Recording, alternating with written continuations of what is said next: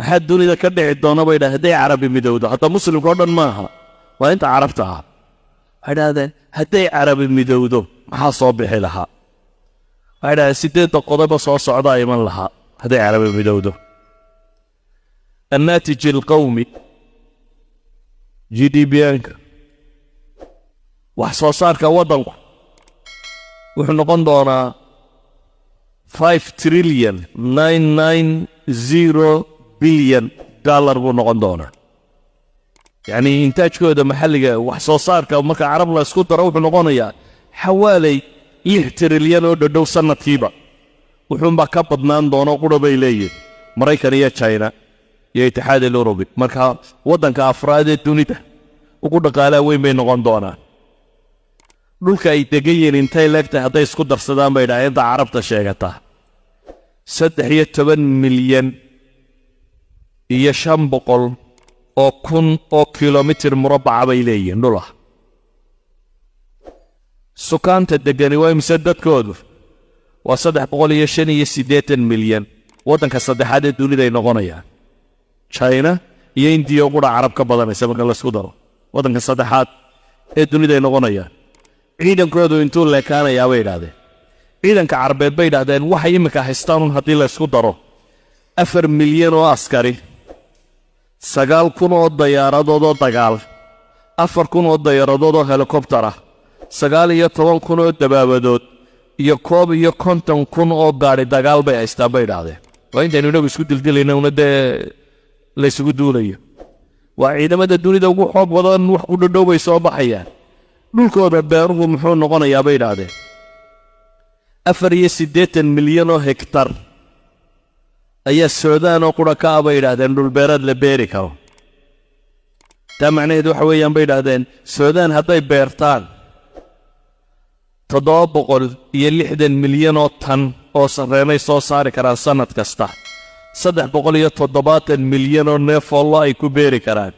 410 milyan oo neef oo ay beeri karaan 850 milyan oo digaag ay samayn karaan waxay yiraahdeen saxaraha Liibiya qura boqolkiiba 8 ka mid ah hadii lagu xidho maxaa la yiraahdaa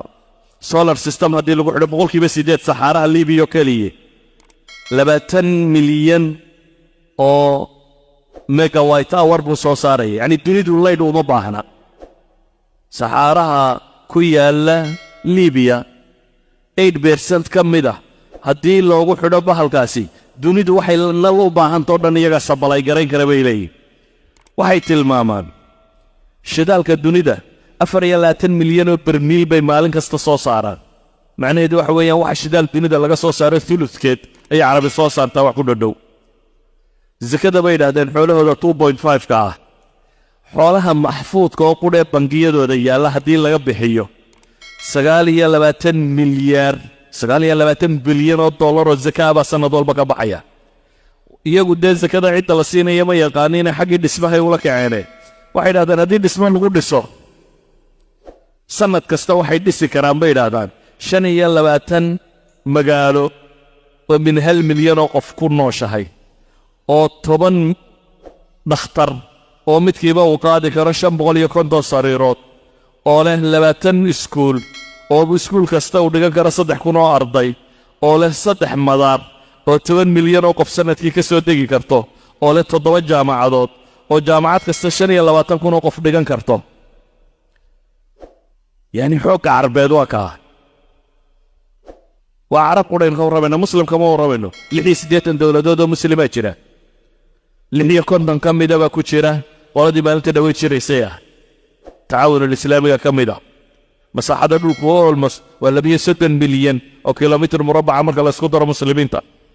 idan ay hal shuwa